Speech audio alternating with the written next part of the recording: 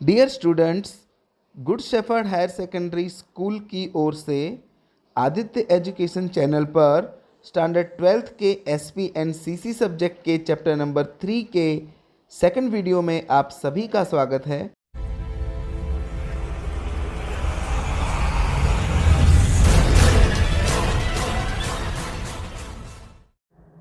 So friends, last video में हमने notice और उसके ऑब्जेक्टिव्स के बारे में स्टडी किया था।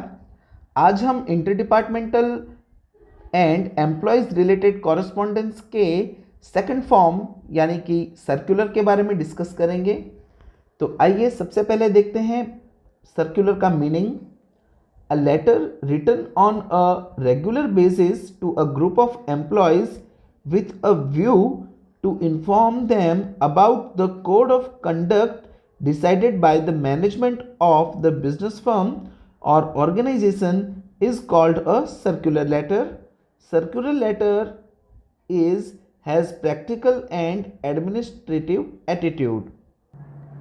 यानी कि एक ऐसा पत्र जो एम्प्लॉयज़ के पूरे ग्रुप को मैनेजमेंट के द्वारा डिसाइड किए गए कोड ऑफ कंडक्ट के बारे में इन्फॉर्म करने के लिए रेगुलर बेसिस पर लिखा जाता हो, उसे हम सर्कुलर कहते हैं या सर्कुलर लेटर कहते हैं। इसे और डिटेल में समझने के लिए हम इसके फंक्शंस का स्टडी करेंगे।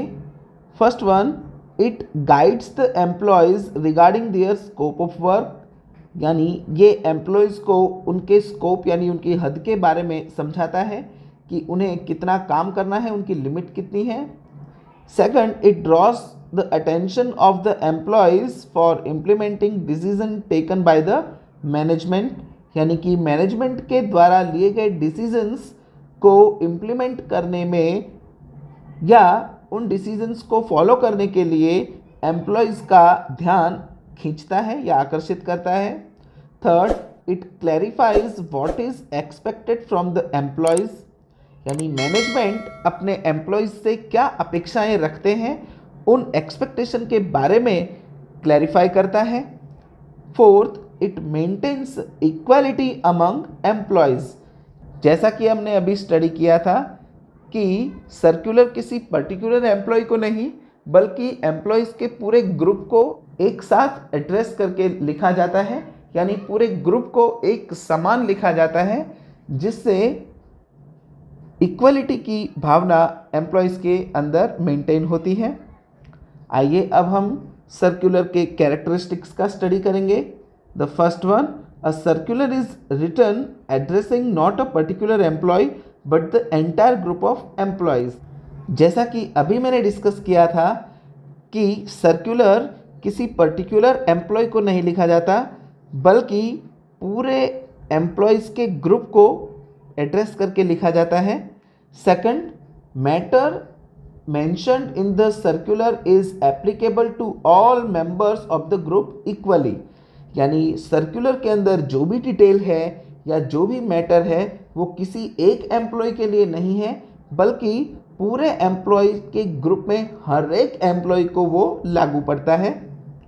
Third one, the format of a circular is like all other letters yet sometimes inside address और complimentary close are not written, यानी अगर हम सर्कुलर के फॉर्मेट के बारे में बात करें तो हमने चैप्टर नंबर 1 और चैप्टर नंबर 2 में लेटर्स के जो फॉर्मेट्स देखे थे सेम उसी को हम फॉलो कर सकते हैं, लेकिन कई बार कुछ ऐसे सर्कुलर्स होते हैं जिसमें हम इनसाइड एड्रेस यानी कि जो हम लेफ्ट साइड में 2 करके जो एड्रेस लिखते हैं यानी जिसको हम एड्रेस कर रहे हैं वो एड्रेस हम नहीं लिखते, और लास्ट में जो कॉम्प्लीमेंट्री क्लोज यानी कि जो हम योर्स फेथफुली या योर्स ट्रूली लिखते हैं वो भी कई बार हम नहीं लिखते।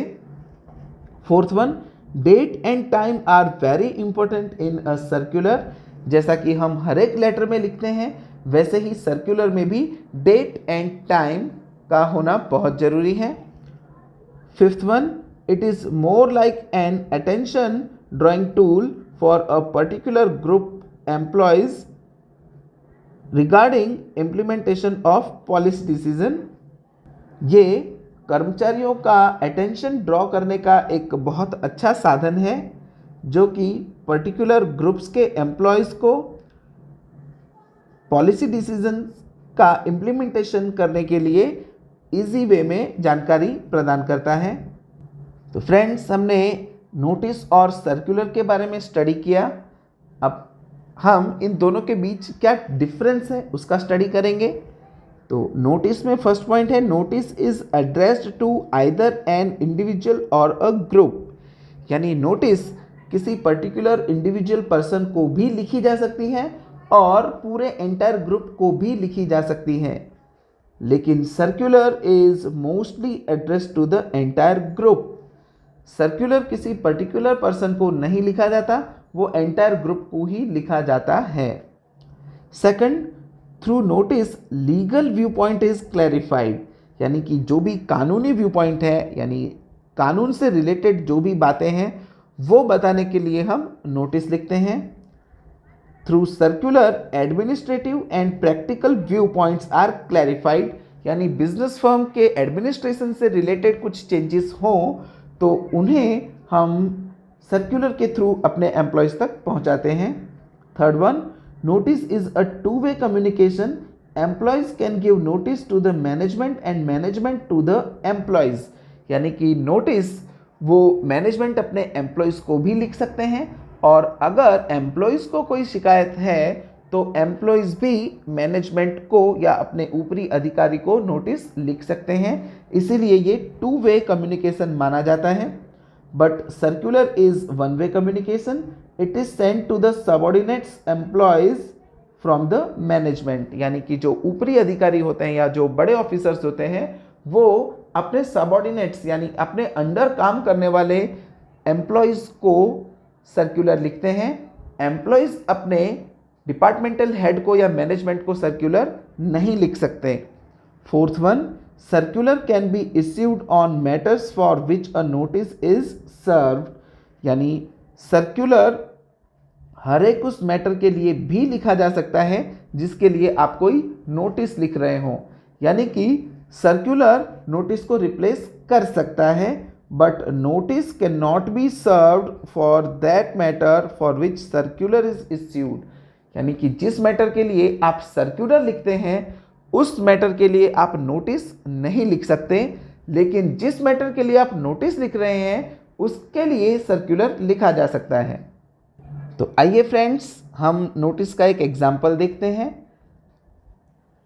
Harsil Patel, an employee of the Sheyan chemical limited, remained absent from duty for 3 consecutive days without taking permission of the officer. Draw a show cause notice on behalf of Sheyan Chemicals Limited.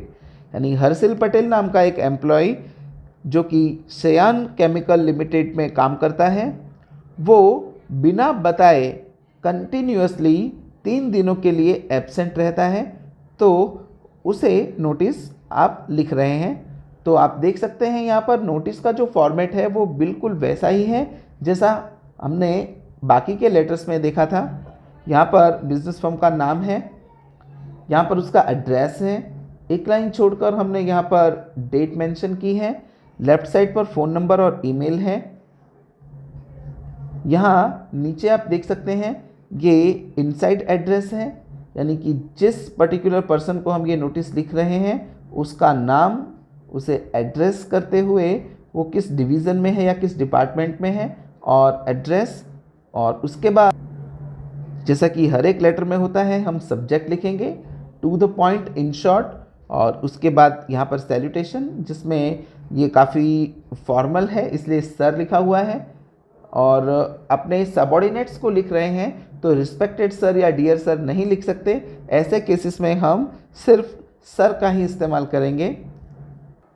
इसके बाद हम बॉडी ऑफ द लेटर्स अपनी language में लिखेंगे और last में complimentary close में yours faithfully करके सिग्नेचर, और 7 पटेल यानी कि जिसने ये लेटर लिखा है वो अपनी सिग्नेचर करेगा, और सिग्नेचर के नीचे अपना डेजिग्नेशन ज़रूर मेंशन करिए ताकि आपको पता चले कि ये नोटिस किसने आपको भेजी है। तो इस टाइप से आप कोई भी नोटिस सेम लेटर के इसी फॉर्मेट से लिख सकते हैं। अब एक एग्जांपल हम सर्कुलर का देखेंगे।